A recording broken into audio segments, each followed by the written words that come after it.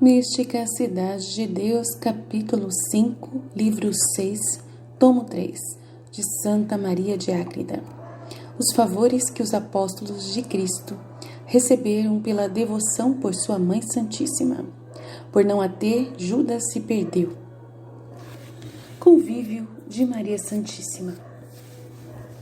Milagre dos milagres da onipotência divina e maravilha de prodígios era o procedimento da prudentíssima Senhora Nossa no colégio dos apóstolos e discípulos de Cristo, nosso Senhor e seu Filho Santíssimo. Esta sabedoria é indizível e se tentava dizer tudo quanto entendi sobre ela. Ser-me-ia necessário escrever um grande volume só sobre este assunto. Direi alguma coisa neste capítulo e nos demais conforme surgirem as oportunidades. Tudo será muito pouco, mas suficiente para a nossa instrução. A todos os discípulos que recebia em sua divina escola, o Senhor infundia-lhes no coração a devoção e reverência por sua Mãe Santíssima. Assim convinha, pois iriam tratar com ela e viver familiarmente em sua companhia. Esta semente de luz divina não era igual para todos, porque o Senhor distribuía esses dons de acordo com as disposições das pessoas e os ministérios e ofícios a quem eram destinados. O trato e convívio amabilíssimo e admirável da grande Rainha e Senhora desenvolvia essa graça inicial e iam crescendo em seu reverencial amor e veneração. A todos ela falava, amava, consolava, ensinava e socorria em todas as necessidades, de modo que de sua presença e conversação jamais alguém se retirava sem estar cheio de alegria interior e de maior conforto do que tinha desejado. O bom fruto, maior ou menor destes favores, dependia das disposições do coração que recebia estas sementes do céu. A admiração dos apóstolos por Maria. Todos ficavam cheios de admiração e com altíssimo conceito desta grande Senhora, de sua prudência e sabedoria, de sua santidade e pureza, de sua alta majestade unida à suavidade tão aprazível e humilde que ninguém encontrava palavras para exprimir. Assim o dispunha o Altíssimo, pois, como disse no livro 5, capítulo 28, não era tempo para ser manifestada ao mundo esta mística arca do Novo Testamento. E como que deseja muito falar e não pode manifestar seu conceito, mas o concentra no coração, assim os santos apóstolos, docemente constrangidos pelo próprio silêncio, transformavam seus ardores de amor por Maria Santíssima em louvores ao seu Criador. Em sua incomparável ciência, conhecia a grande Senhora as capacidades de cada um, sua graça, disposição e ministério a que estava destinado. De acordo com esta inteligência, em seus pedidos ao Senhor, em seu ensinamento, palavras e favores, procedia com cada um deles, segundo convinha a vocação que tinham recebido. Este modo de proceder, numa pura criatura, tão à medida do agrado do Senhor, foi nova e grande admiração para os santos anjos. Através de oculta providência, o Todo-Poderoso inclinava os apóstolos a corresponderem aos benefícios e favores recebidos de sua mãe. Tudo isto formava a divina harmonia oculta aos homens e só dos espíritos celestiais conhecida.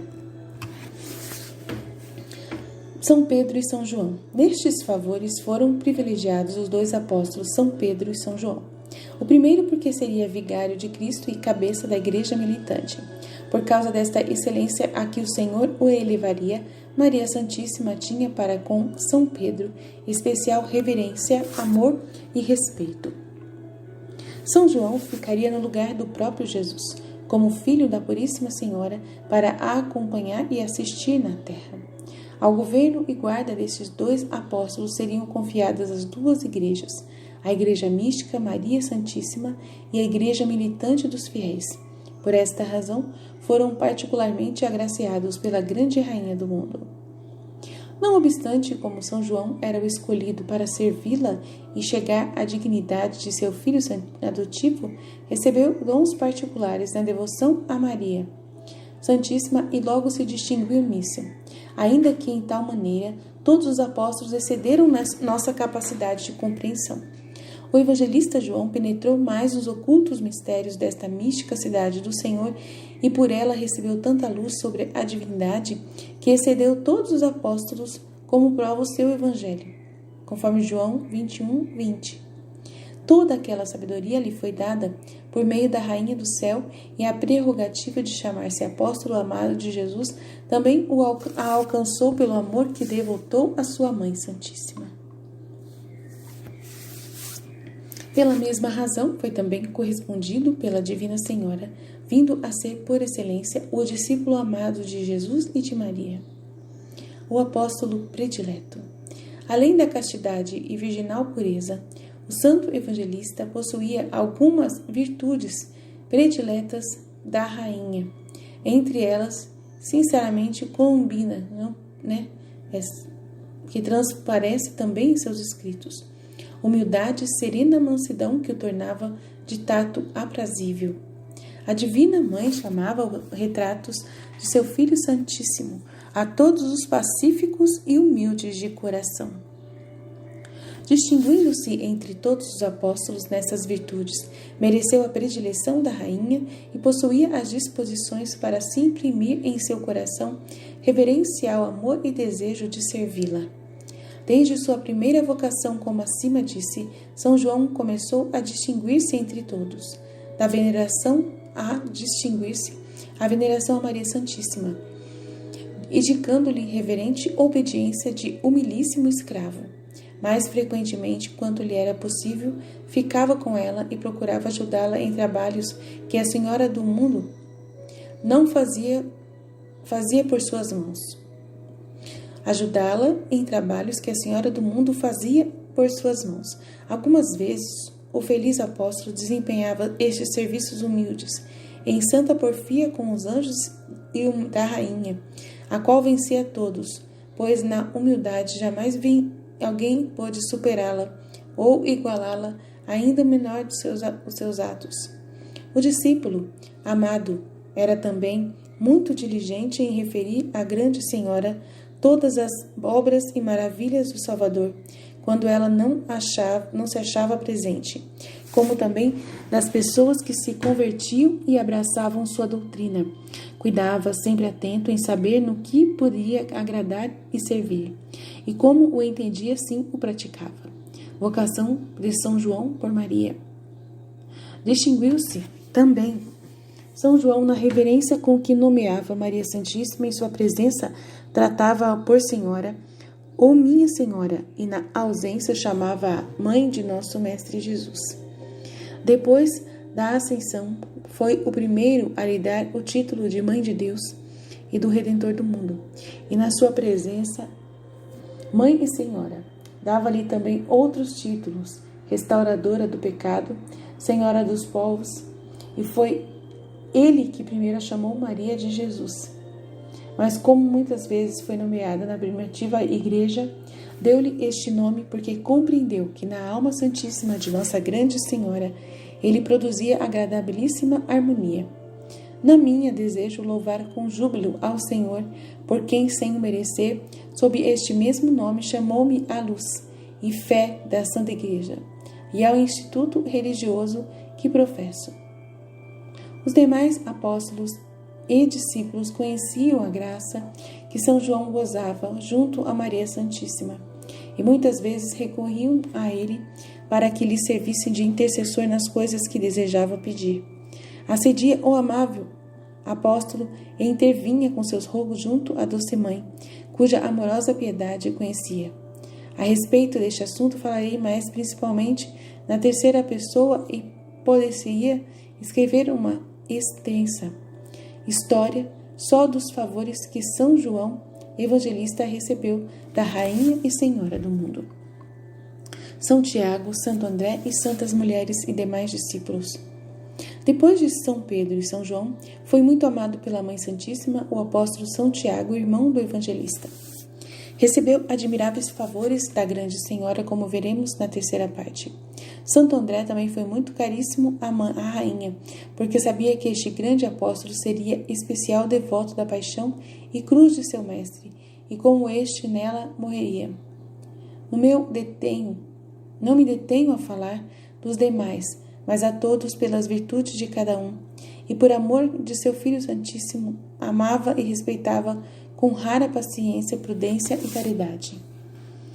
Deste grupo fazia parte a Madalena, a quem Nossa Rainha olhava afetuosamente por causa do amor que ela tinha ao seu Filho Santíssimo e porque viu que o coração desta grande penitente era idôneo para o Todo-Poderoso ser nela glorificado. Tratou-a Maria Santíssima muito familiarmente entre as demais mulheres e a instruiu sobre os altíssimos mistérios, como que a enamorou ainda mais de seu mestre e da mesma senhora. A santa confiou a Nossa Rainha seus desejos de receber solidão para viver só para o Senhor em contínua penitência e contemplação. A amorosa mestra lhe deu importantes instruções para a vida que a santa levou no ermo, onde a visitou pessoalmente, uma vez que muitas outras por meio de anjos que enviava para animá-lo e consolá-la naquela austeríssima solidão. As outras mulheres que seguiam o Divino Mestre foram também muito favorecidas por sua Mãe Santíssima. Elas e a todos os discípulos prodigalizou incomparáveis benefícios e todos foram intensamente afeiçoados e devotos desta grande Senhora e Mãe da Graça. Nela e por ela todos encontraram copiosamente esta graça, pois a Senhora era como que a fonte e o reservatório onde Deus a depositava para o bem de todo o gênero humano. Judas, o apóstolo infiel. Somente do mau apóstolo Judas direi algo do que compreendi por ele ser menos conhecido. É exigido para esta história, a fim de servir de lição aos pecadores, desengano aos obstinados e aviso aos pouco devotos de Maria Santíssima. Haverá alguém que seja pouco de criatura tão amável que o mesmo Deus amou com seu amor infinito, sem reservas e sem medida? Os anjos amam-na com todas as suas forças espirituais, os apóstolos e santos com íntimo e cordial afeto. Se todas as criaturas a amarem com entusiasta porfia, ainda será menos do que ela merece. A infelicidade de Judas começou por não se colocar no seu caminho real, para chegar ao amor divino e seus dons. A inteligência, como disse, me foi dada para escrever e é como segue a história de Judas. Judas entrou na escola de Cristo, nosso Mestre, atraído exteriormente pela força de sua doutrina e interiormente pelo bom espírito que movia aos outros. Conduzido por estas graças, pediu ao Salvador que o aceitasse entre seus discípulos, e o Senhor o recebeu. Com sentimento de amoroso Pai, que não despreza ninguém que o procure sinceramente. A princípio, Judas recebeu outros favores da divina destra, de modo que se distinguiu entre outros discípulos e foi nomeado um dos 12 apóstolos. O Senhor o amava realmente, conforme o estado de sua alma e boas obras que então fazia. A Mãe da Graça também o olhou com misericórdia, ainda que por sua ciência infusa logo conheceu a traição infame que ele cometeria no fim da sua carreira. Todavia, nem por isso lhe negou sua intercessão e caridade maternal. Pelo contrário, a Divina Senhora tomou por sua conta justificar quanto lhe era possível a causa de seu Filho Santíssimo, com o infeliz apóstolo. A maldade do traidor não deveria encontrar nenhuma desculpa, mesmo aparente e humana. Conhecendo que, com rigor, aquele temperamento não se dobraria, mas seria levado mais depressa à obstinação, cuidava a prudentíssima Senhora que nada faltasse a Judas, providenciava-lhe todo o necessário e conveniente e o tratava com maior demonstração de carinho e suavidade do que aos outros. Pagar o mal com o bem, né? Sendo isso muito notório. Quando os discípulos entraram em competições para saber quem seria o preferido da rainha puríssima, assim como diz o Evangelho a respeito de Jesus, Judas não precisou se preocupar com estes ciúmes, porque a senhora sempre o favoreceu muito nos princípios e ele também se mostrava agradecido. Primeiras falhas de Judas. O caráter de Judas, porém, o ajudava pouco. Entre os discípulos e apóstolos havia imperfeições de homens, ainda não de todo conformados na perfeição da graça. Começou o imprudente discípulo a se preferir aos outros, tropeçando nos defeitos de seus irmãos, reparando mais nos alheios do que nos próprios, conforme Lucas 22:41. Consentindo neste erro, sem reparo nem remenda, a viga em seus olhos foi crescendo, na medida em que com indiscreta presunção reparava no argueiro de seus irmãos, criticava-os e pretendia, com mais presunção do que zelo, emendar seus irmãos faltas muito menores do que as que ele cometia. Entre os demais apóstolos, implicou-se com São João, julgando-o presumido e intrometido junto de seu mestre e da Mãe Santíssima, apesar dele ser também tão favorecido por ambos.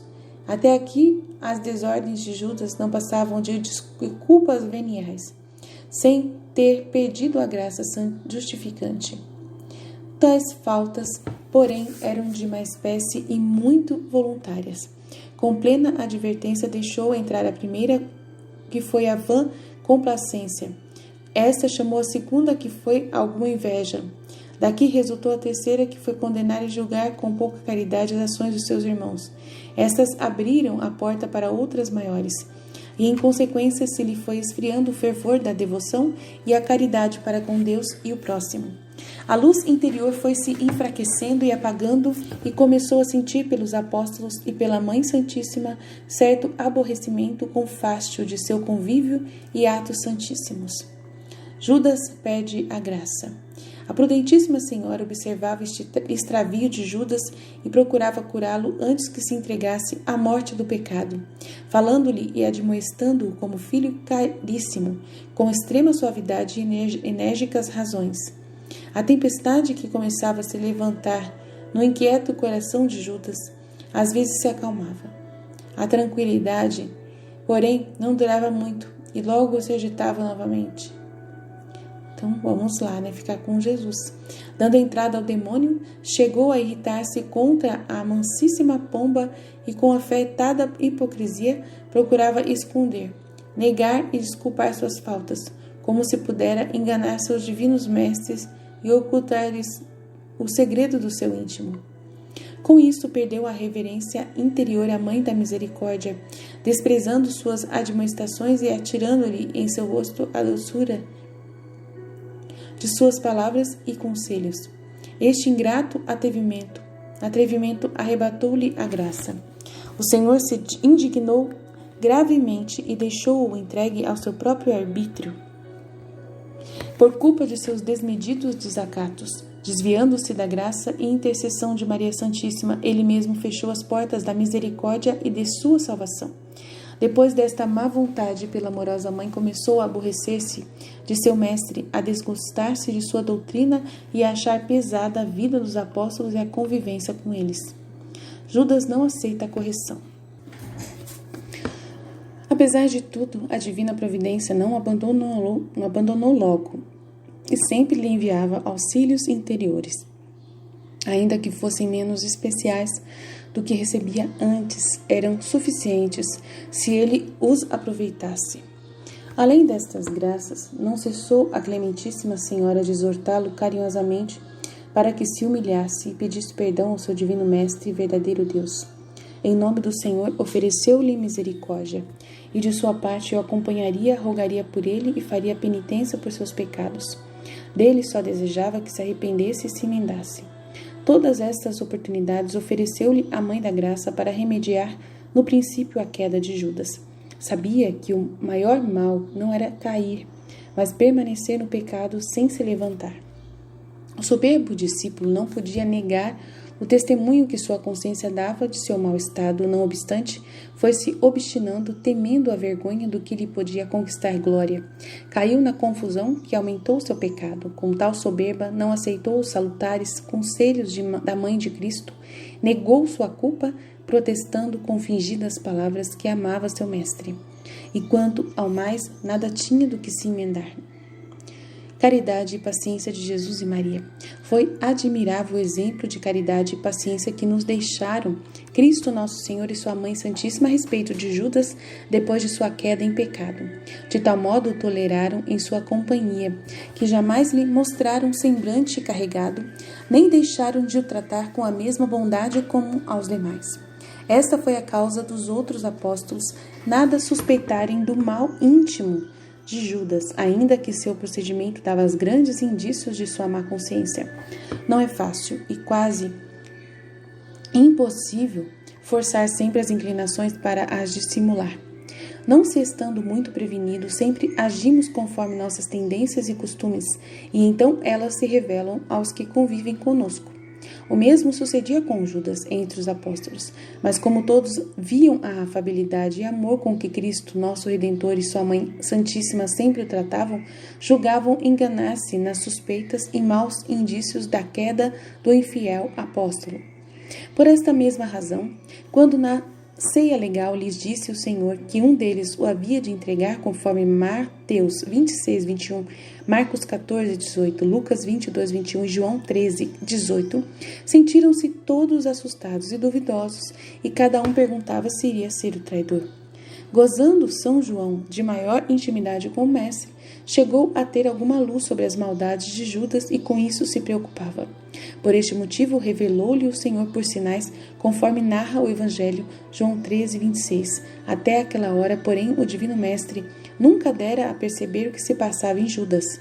Esta paciência é ainda mais admirável em Maria Santíssima, que, sendo mãe e pura criatura, via que já se aproximava a traição que aquele desleal discípulo cometeria contra o seu Filho Santíssimo, a quem amava como mãe e não como serva. A caridade. Quando somos ignorantes e estultos, que diferente proceder o nosso, filhos dos homens, se recebemos alguma pequena injúria, apesar de merecer tantas. Como somos impacientes para sofrer as fraquezas alheias, querendo que todos tolerem as nossas. Como achamos difícil perdoar uma ofensa, pedindo cada dia e a cada hora que o Senhor perdoe as nossas, conforme Mateus 6,12. Como somos prontos e desapiedados em publicar as culpas de nossos irmãos, e que ressentidos e irados se alguém fala das nossas. A ninguém medimos com a medida com que desejamos ser medidos, e não queremos ser julgados com o juízo que fazemos dos outros, conforme Lucas 6,37. Tudo é perversidade, trevas e sopro da boca do dragão infernal, que quer se opor à excelentíssima virtude da caridade e perverter a ordem da razão humana e divina. Como Deus é caridade, conforme 1 João 4,16, e quem a exercita perfeitamente está em Deus e Deus nele. Assim, Lúcifer é ira e vingança. Quem pratica está nele, e ele o maneja em todos os vícios que se opõem ao bem do próximo. Confesso que a beleza da virtude da caridade sempre me suscitou grandes desejos de a ter por amiga, mas também vejo no claro espelho desta maravilhosa caridade com o ingratíssimo apóstolo, que ainda não cheguei sequer ao princípio desta nobilíssima virtude. Judas cobiça o cargo de tesoureiro. Para que o Senhor não me repreenda por haver calado ao que ficou dito, falarei mais sobre essa causa da ruína de Judas. Desde que começou a crescer o número de apóstolos e discípulos, determinou o Divino Mestre que algum deles se encarregasse de receber e distribuir as esmolas como síndico e administrador para as necessidades comuns e pagamento dos tributos imperiais. Sem indicar ninguém, Cristo Nosso Senhor propôs a todos. Temendo este ofício, ninguém se ofereceu, enquanto Judas imediatamente o cobiçou. Para consegui-lo, o ambicioso discípulo se humilhou a pedir a São João falasse à Rainha Santíssima para que ela o obtivesse do Senhor. São João assim o fez, mas a prudentíssima Senhora, conhecendo que o pedido não era justo nem conveniente, procedente de cobiça, não quis propô-lo ao Divino Mestre. A mesma diligência fez Judas por meio de São Pedro e outros apóstolos, mas tampouco conseguia, porque a clemência do Altíssimo lhe queria impedir para justificar sua causa quando o permitisse. Esta resistência, em vez de sossegar o coração de Judas e de abrandar a avareza que já o dominava, mais inflamou a infeliz chama que o abrasava. Atiçava a Satanás com pensamentos ambiciosos, feios até para qualquer pessoa de outro estado. Se para outro seria indecoroso e culpável, muito mais o era para Judas, discípulo da escola da maior perfeição, onde gozava da luz do sol de justiça Cristo e da lua Maria, no dia da abundância da graça, iluminado pelo sol de seu divino mestre. Não podia deixar de conhecer o delito e consentir em tais sugestões. A noite da tentação tinha a influência da lua Maria para livrar-se do veneno da serpente. Como, porém, fugia da luz e se entregava às trevas, corria para o precipício. Atreveu-se a pedir pessoalmente a Maria Santíssima o cargo que pretendia, perdendo o medo e encobrindo sua cobiça com a cor da virtude, dirigiu-se a ela e lhe disse que o pedido que Pedro e João, seus irmãos, lhe haviam feito em seu nome procedia do desejo que ele tinha de servir a ela e seu filho com toda a dedicação. Mas nem todos tinham nisso o cuidado que era justo. Portanto, suplicava-lhe que o alcançasse de seu mestre. Maria procura dissuadi-lo. Com grande mansidão, respondeu-lhe a Senhora do Mundo: considera bem, caríssimo, o que pedes, e examina se é reta a intenção com que a desejas. Reflete se te convém obedecer o que teus irmãos discípulos temem e só aceitaram obrigados pela obediência a seu mestre e Senhor. Ele te ama mais do que tu a ti mesmo, e sabe, sem se enganar, o que te convém. Alegra-te a sua santíssima vontade, muda teus planos e procura entesourar humildade e pobreza. Levanta-te donde caíste, que eu te darei a mão, e meu filho usará contigo de sua amorosa misericórdia. A quem não dobrariam estas doces palavras enérgicas razões ouvidas de tão divina e amável criatura como Maria Santíssima? Todavia não se abrandou nem comoveu aquele feroz coração, duro como diamante. Pelo contrário, irritou-se interiormente, dando-se por ofendido pela Divina Senhora que lhe oferecia o remédio de sua mortal doença. O ímpeto desenfreado de ambição e cobiça, da paixão concupiscível, irrita a irascível contra quem a estorva e reputa os bons conselhos por agravos. A amantíssima e amável pomba, porém, deixou passar e por então não falou mais com o obstinado Judas. Interiormente da fé, resolveu dirigir-se pessoalmente a Cristo, seu divino mestre e salvador. Como arguto pretendente, vestiu sua maldade com pele de ovelha, aproximou-se de Jesus e lhe disse: Mestre, desejo fazer essa vontade de vos servir, sendo o administrador das esmolas que recebemos. Acudirei aos pobres, praticando vossa doutrina de fazer com o próximo o mesmo que desejamos seja feito a nós. Procurarei distribuir com ordem e conveniência, de acordo com a vossa vontade, melhor do que se fez até agora. Essas e outras razões disse o hipócrita ao seu Deus e mestre, cometendo de uma vez muitos e enormes pecados. Em primeiro lugar, mentia, porque tinha outra intenção. Além disto, fingia o que não era, ambicioso da honra que não merecia. Não queria parecer o que era, nem ser o que desejava parecer. Murmurou de seus irmãos, desacreditando-os e louvando-o a si mesmo. Caminhos estes muito batidos pelos ambiciosos.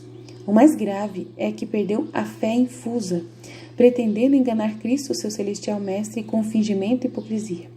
Se cresce firmemente que Cristo era verdadeiro Deus como verdadeiro homem, não poderia pensar em enganá-lo, pois como Deus conhecia ao íntimo de seu coração, conforme João 6,65.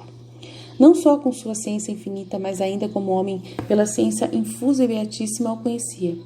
Se Judas assim cresce, teria desistido de seu projeto. A todos os outros, portanto, acrescentou o da heresia, a avareza de Judas. Cumpriu-se neste desleal discípulo à letra o que mais tarde diria o apóstolo 1 Timóteo 6,9.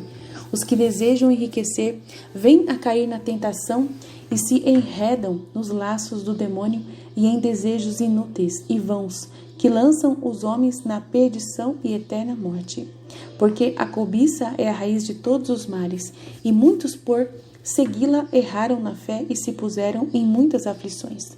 Tudo isto sucedeu ao avarento e pérfido apóstolo, cuja cobiça foi tanto mais vil e culpada, quanto era mais vivo e admirável o exemplo da alta pobreza de Cristo nosso Senhor, de sua Mãe Santíssima e de todo o grupo dos apóstolos, que possuía apenas algumas modestas esmolas.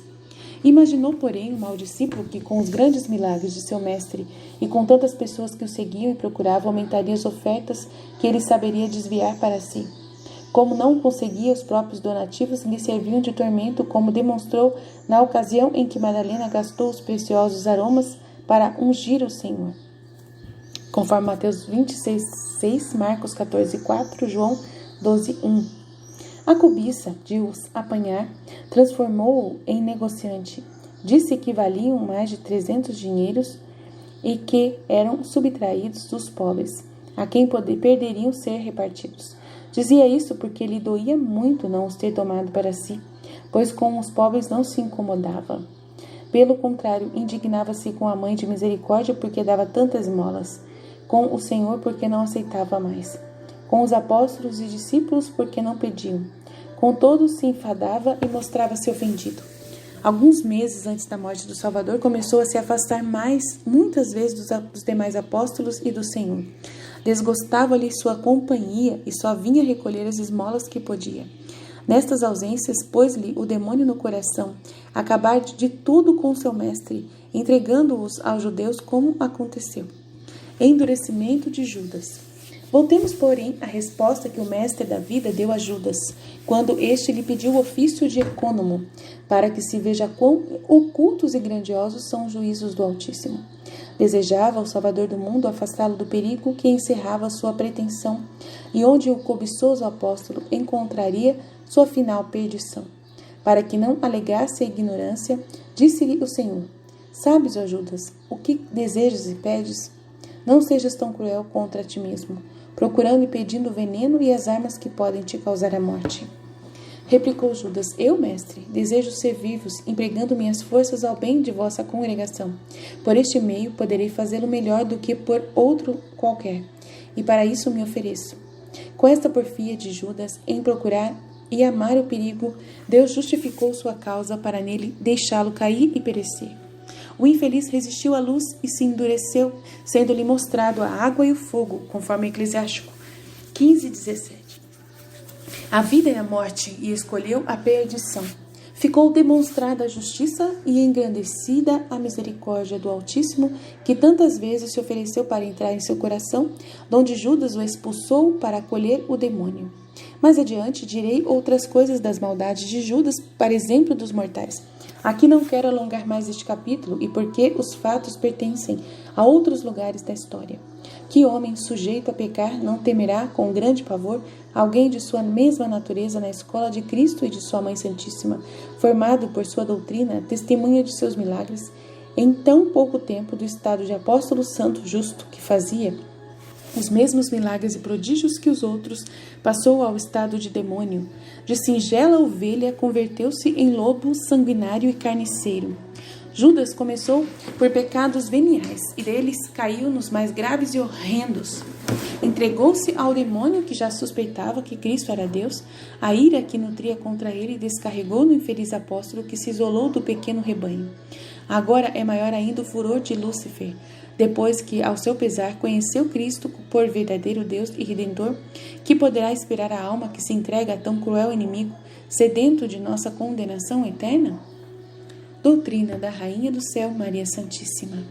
Devoção à Virgem. Minha filha, tudo o que escreveste neste capítulo é um dos mais importantes avisos para todos os que vivem em carne mortal, com o perigo de perder o bem eterno.